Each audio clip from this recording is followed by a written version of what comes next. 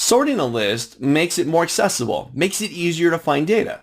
But you still have to search through all the data to find the specific records that you're looking for.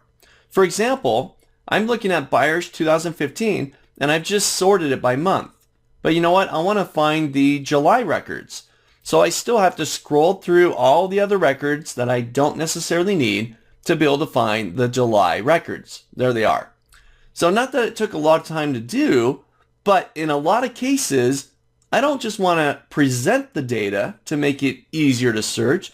I actually just want it to display specific records. I only want to see the July records, and that's it. Nothing else. I don't need January, February, March, April, May, June, or August, or September, and so on. I just need July records.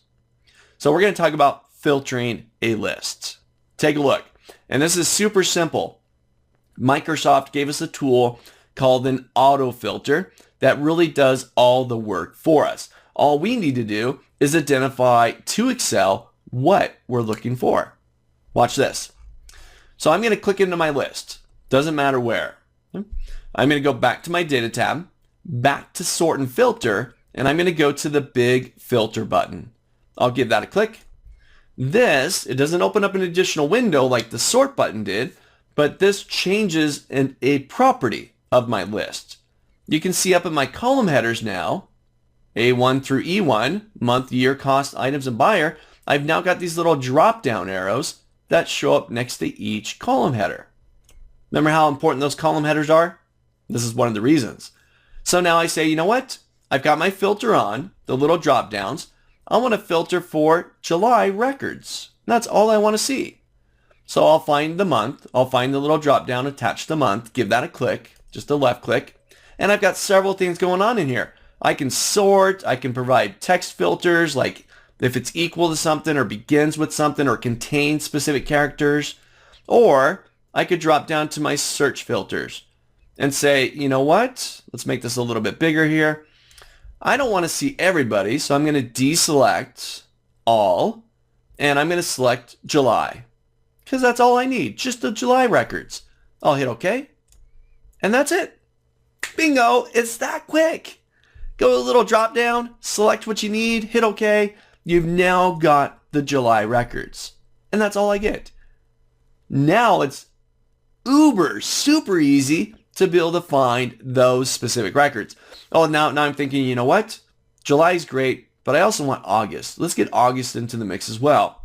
So I'll go back up to the little drop down. You'll notice that it now has a little funnel icon on it, just denoting that I have filtered by this column. I'll go up there, and I'm going to go find August. There's August. I'll hit OK. And I've now filtered my list for both July and August. Great. Ooh, let's take this a step further. I'm really enjoying this because of how quick it is. I mean, you hit a couple of buttons and your list is now changed to show you just those specific records. Now I'm looking at July and August. But you know what? This is for all buyers. I don't want to see all buyers. So I'll go up to the little drop down and say, you know what? Not everybody. Let's get rid of that. I want to see Gonzalez and I want to see Smith. Just those two people. I'll hit OK. And now I've got just the July and August records for those two buyers. Quick.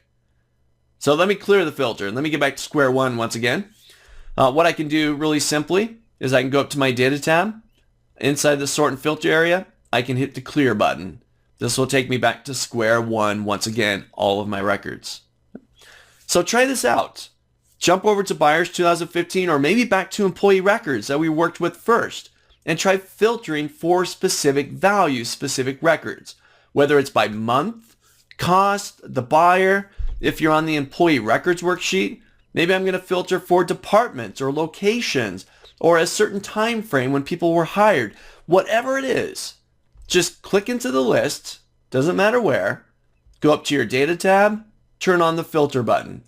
You now have the little drop down where you can start filtering for specific records. Try it out.